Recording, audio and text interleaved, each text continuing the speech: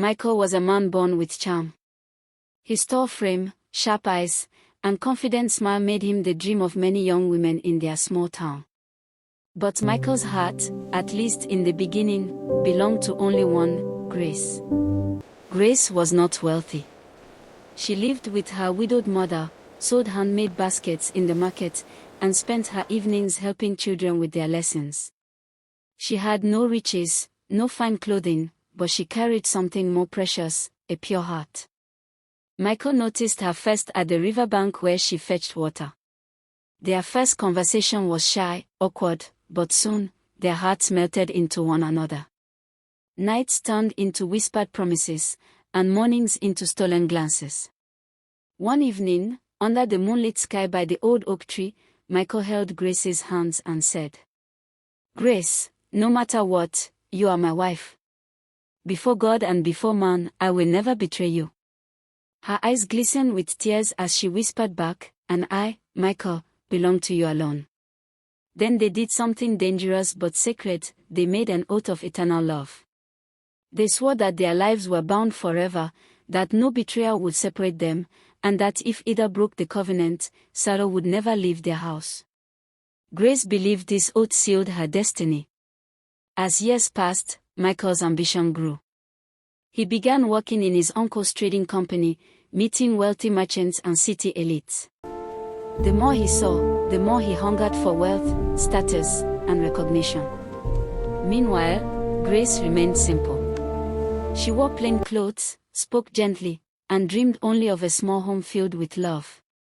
Michael still loved her, but whispers began to poison his heart. His family pressured him. "Michael, a man like you cannot marry a poor girl. You need a woman from a wealthy family, someone who will lift your name higher."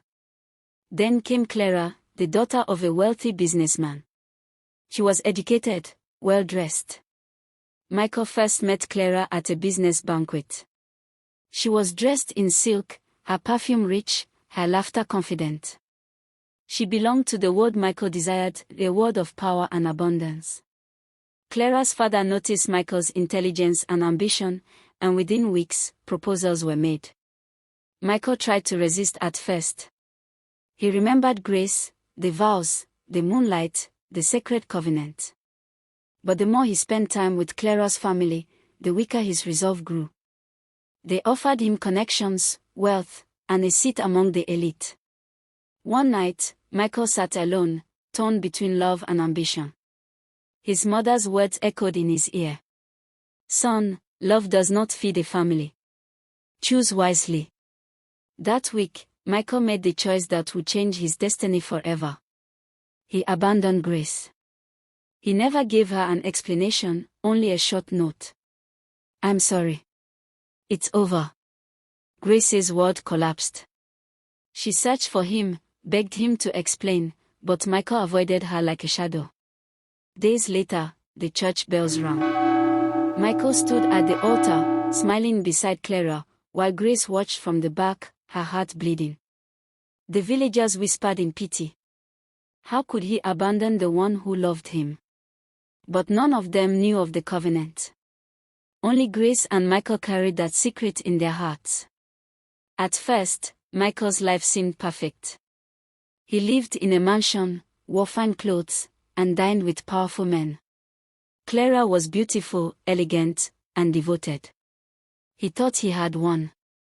But as months turned to years, something was missing: children. At first, they laughed it off. Then they prayed. Then they tried doctors and healers. Nothing worked. Clara remained barren. Every passing year, the emptiness in their home grew louder. Villagers began to gossip. Michael betrayed his first love. Maybe God is punishing him. Deep down, Michael knew it was true. Every time he saw Grace in the market, carrying her baskets, humble but dignified, guilt burned him like fire. Grace, though broken, refused to collapse. Suitors came, farmers, traders, even men of wealth. But she rejected them all. "I cannot," she would tell them. "I am bound by a covenant." Her friends mocked her, saying she was a fool for holding onto a promise that Michael himself had broken. But Grace's heart was firm. She feared God more than she desired marriage. Yet every night, she wept. Alone, in her small room, she whispered prayers of pain. Lord, why did he betray me? Why do I suffer for a covenant he shattered? But God was silent. 10 years passed. Michael grew wealthier, but emptier.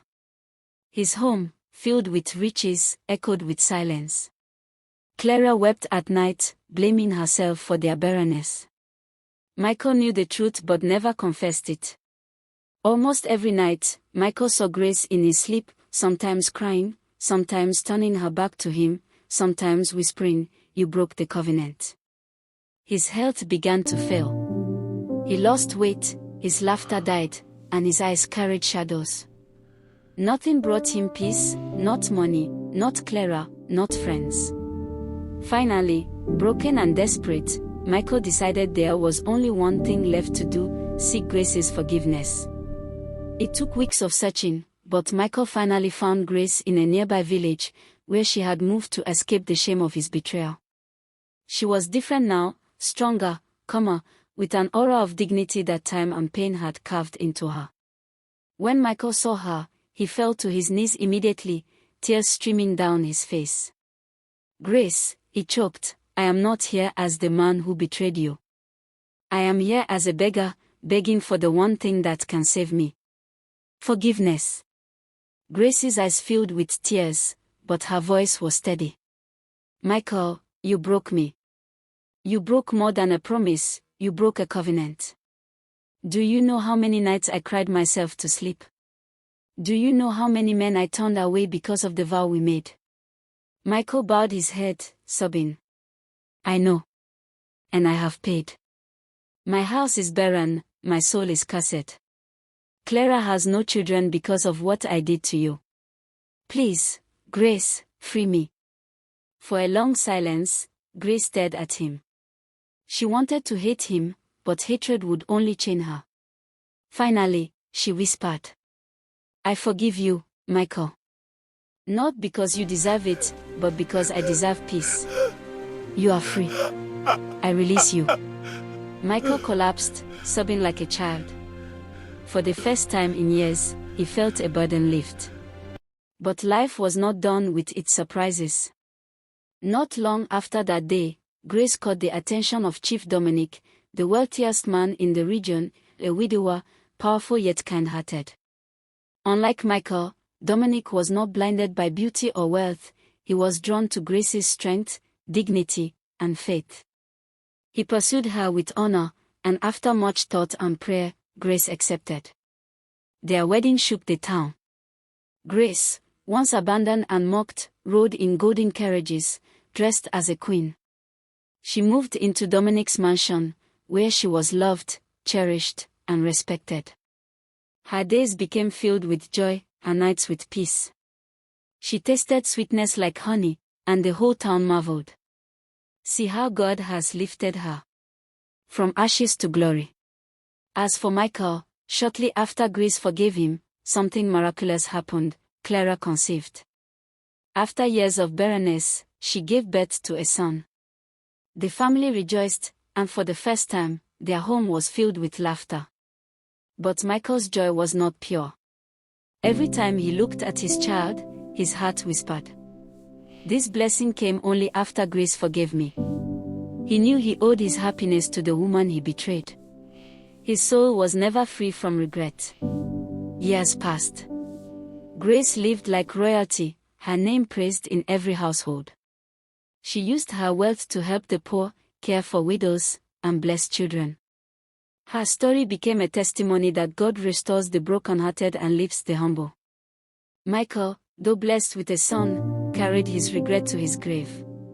He had wealth, he had a family, but he knew deep inside, he had lost the one woman who truly loved him, the one treasure money could never buy.